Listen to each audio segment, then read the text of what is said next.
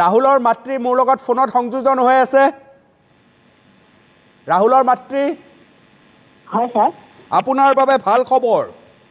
মনোজ কলিতা নামৰ এগৰাকী ভদ্ৰলোকে আমালৈ SMS কৰিছে। NK টিভিত ফেচবুক পেজত লাইভ হৈ আছে।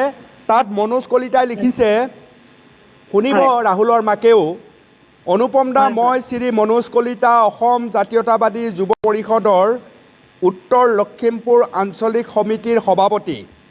মই আপোনাৰ লগতে NK টিভিক আন্তৰিক ধন্যবাদ জনাইছোঁ এই ধৰণৰ সুন্দৰ অনুষ্ঠান ৰাইজৰ সন্মুখত দাঙি ধৰাৰ বাবে। এই সুযোগতে কণমানি প্ৰতিভাধৰ শিল্পী ৰাহুল মেধিলৈ মোৰ আন্তৰিক শুভেচ্ছা, লগতে আমাৰ তৰফৰ পৰা কিঞ্চিত পৰিমাণৰ সহায়ৰ হাত আগবঢ়াব বিচাৰোঁ।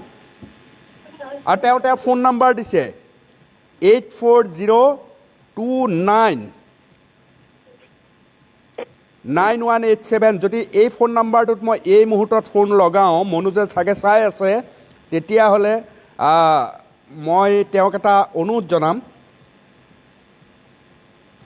আৰু এই অনুৰোধ জনাবলৈ মই এই মুহূৰ্তত ফোন লগাইছোঁ। অৰ্থাৎ মানুহে এনেধৰণৰ প্ৰতিভাধৰ ল'ৰা পালে সকলোৱে সুখী হয়। মনোজ কলিতা, মই অনুপম চক্ৰৱৰ্তী।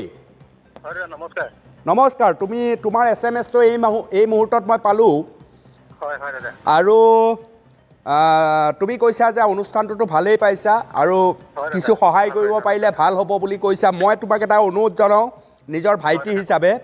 ৰাহুলৰ মাকৰ সৈতে কথা পাতোঁতে ৰাহুলৰ মাকে কৈছে যে সৰু গীটাৰ এখন কিনি দিছে, কিন্তু তাবলা হাৰমনিয়ামৰ ধৰণৰ সুবিধা আমাৰ কণমানি ৰাহুলৰ নাই। কিবা অলপ পাৰি নেকি সহায় কৰিব? দাদা, মোৰ ফালৰ পৰা মই এযোৰ তাবলা দিম বুলি মই প্ৰতিশ্ৰুতি দিছোঁ। এযোৰ তাবলা?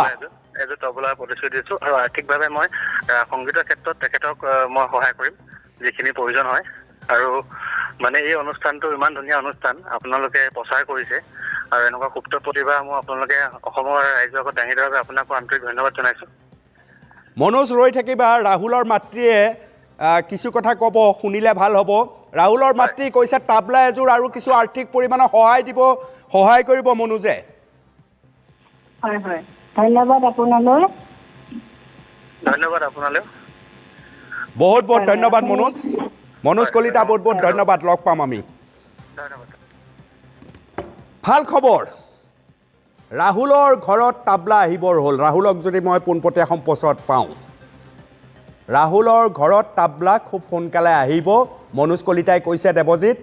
আৰু সমান্তৰালভাৱে আৰ্থিক কিছু সহায় আগবঢ়াব। এইটো এটা পিছৰ কথা, কিন্তু অকণমান পৰিৱেশটো আৰু যিয়ে শিকাইছিল শিক্ষাগুৰুগৰাকীক অকণমান মই বিচাৰিম তোমাৰ